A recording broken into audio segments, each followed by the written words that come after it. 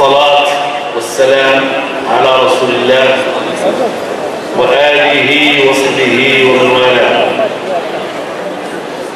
إخواني الكرام، أخواتي الكريمات، السلام عليكم ورحمة الله تعالى وبركاته. ضيوفنا الأعزاء الذين قطعوا الطرقات والمسارات البعيدة للوصول إلينا،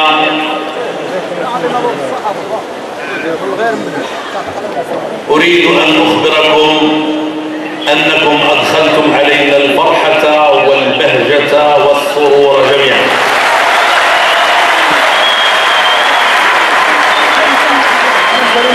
أريد أن أشكر لكم حضوركم معنا، ولكن ربما لن أوفق في التعبير عن كل ما يجيش بداخلنا. أريد أن أقول لكم أن الشعب المغربي معروف بكرمه وحسن استقباله للضيوف بطريقة جعلت هذا الأمر يعتبر أسطوريا. فها نحن اليوم في الامتحان معكم، ها نحن نمر في امتحان إثبات ما أثبته آباؤنا وأجدادنا لآبائكم وأجدادكم، فإن وجدتم ذلك في المستوى فالحمد لله، وإن وجدتم غير ذلك فإننا نرجو أن تصبروا وأن بكرمكم أنتم تغطوا على ما ظهر لكم من نقص في تكريم، لأننا مهما قلنا بوجه الإكرام لا نستطيع أن نحسن إكرام هذه الثلة التي دافعت عن القيم، دافعت عن الشعوب، دافعت عن المبادئ، أدت من ثمنها. منهم من رجع من الموت، ومنهم من حاز جائزة نوبل، ومنهم من رفع منارات العلم، ومنهم من دافع لا نستطيع أن نوفيه. إخواني الأمناء العامة، شكرا لكم.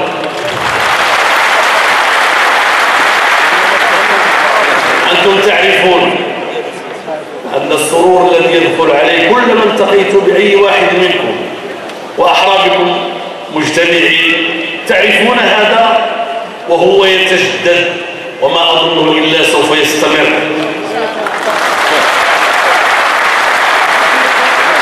إخواني أمناء النقابات،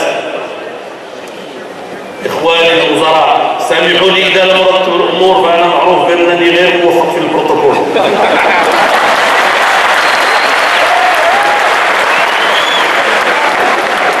إخواني النواب البرلمانيين، إخواني أخواتي جميعا، الحقيقة هو أننا جميعا إخوان وأخوات، ومهما حاولنا ترتيب الناس بأسمائهم ومراتبهم لا نستطيع، ولكن مكانتهم في قلوبنا جميعا كبيرة جدا وهم يعلمون ذلك، فليقنعوا بها. السلام عليكم.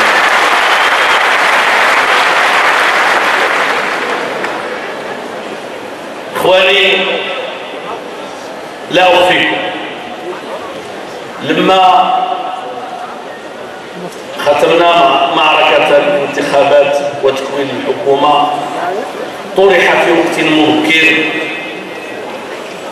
القيام بالتحضير لهذا المؤتمر، وتساءلنا هل نؤجله أو نعجل به أو نبقيه في مكانه للاستحقاقات التي كنا ننتظرها ولصعوبة الظرف الجديد باعتبارنا اليوم مكلفين برئاسة الحكومة وبالأوراق الجديدة وبالتنزيل السليم للدستور وبأمور أخرى مع شركائنا سواء في الأغلبية أو في المعارضة، وعلى رأسنا جميعا جلالة الملك نصر الله.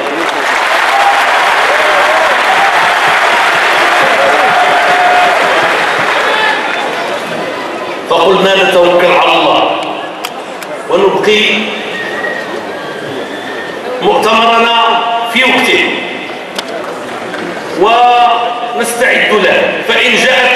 الاستحقاقات الأخرى قبل أو بعد يأخذ مكانه بينها. وها أنتم ترون أنه والحمد لله يعني البدايات تدل على النهايات.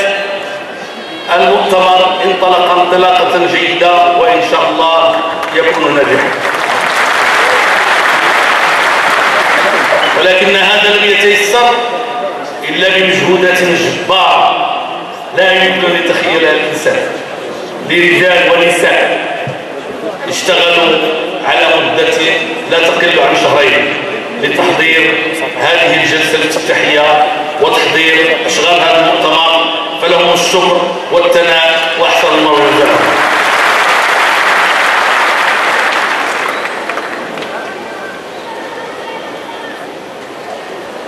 إخواني، لا يمكن أن أتحدث اليوم كما لو أنه لم تقع إلا أشياء عديدة كلكم تعرفون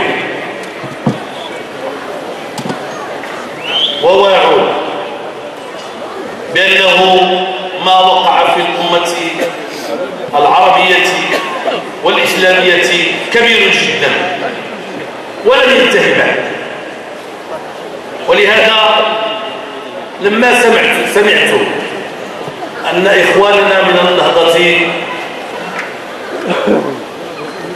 لم يتمكنوا في الحقيقة من الحضور لتزامن مؤتمرهم معنا، قلت لا حاجة لهم أن يحضروا لأنهم حاضرون معنا بالبعزيز.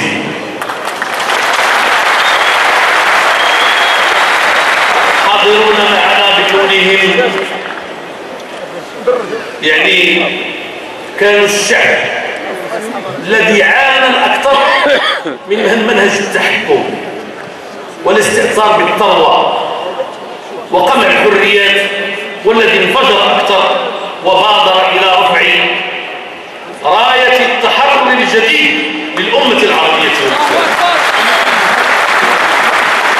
فكلكم واعون أن هذه مرحلة ليست عادية، وإن كان مؤتمرنا عاديا وينعقد في وقت طبيعي، بل ليس بينه وبين 20 يوليو 2008 حسب التوقيت إلا 4 أيام، وهي على كل حال تكون ممكنة لأن العطلة هي السبت والأحد. أن هذا المؤتمر ينعقد بعد أن تغيرت الخريطة السياسية، تغيرت لأن الشعوب سئمت من حكام تحكموا في الثروة كما لو ورثوها عن آبائهم، ولم يتركوا تقريبا شيئا من الشعب، بل ذهبوا يبحثون عن مناجمها ومواقعها ويمتصونها لصالح أنفسهم وأصهارهم وأقاربهم وأعوانهم مما أفسد الأوطان.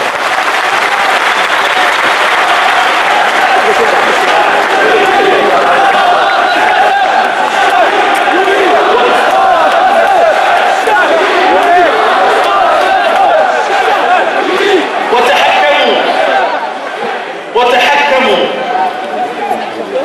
تصوروا أنه من الممكن ضبط الشعوب بقوة الحديد والنار، وما مر في رقعتنا العربية والإسلامية من الطغيان ومن التحكم ومن القمع ومن القتل ومن النهب ما لا يخطر على بال. فشاءت قدرة الله تعالى أن يسقط جبابرة. نحن كنا بضعف إيماننا بصدق نظن أنهم لن يسقطوا من قريب، ولكن في سنة واحدة ذهب الله بكثير منهم.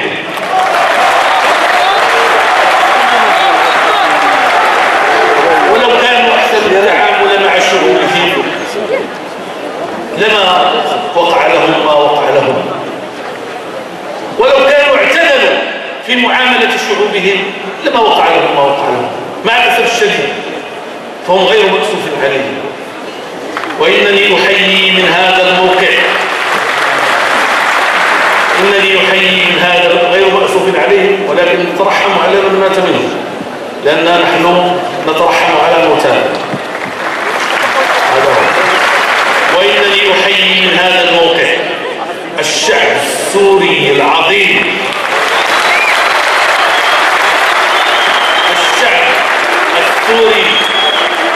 الشعب السوري البطل، الشعب السوري الذي ضحى ما لم يضحي غيره، ولن تنتهي معاناته بعد، ولكن الله سينصره إن شاء الله. بالروح بالدم نفديك يا سوريا.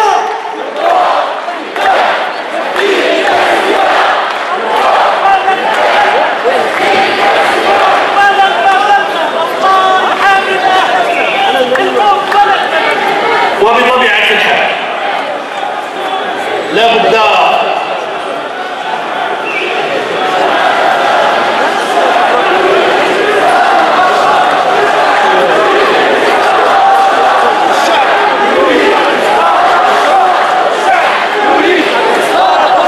يا إخواني أن أكون واضحا معكم وأنا أتحدث لكم، ولعل قائل يقول لي وماذا أنتم عندكم في هذا الموضوع؟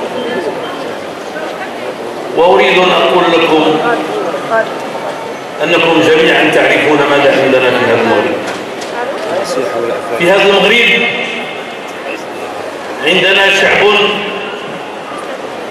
ظل يتداول شأنه بطريقته الحرة والخاصة منذ أكثر من 12 قرنا بتأسيس دولته المستقلة. عندنا في هذا المغرب أحزاب سياسية وتنظيمات نقابية وحركات إسلامية ودعاة وعلماء ما فتئوا منذ أول أيام الاستقلال ينبهون إلى وجوب إحداث إصلاحات، ويناضلون ويضحون ويدفعون الغالي النفيس من أجل ذلك. وعندنا أسرة ملكية تحب الشعب ويحبها الشعب، وتلعب وتقوم بدور الحكم أكثر مما تقوم بدور الحاكم، والشعب يشعر بانتسابها له وانتسابه إليه.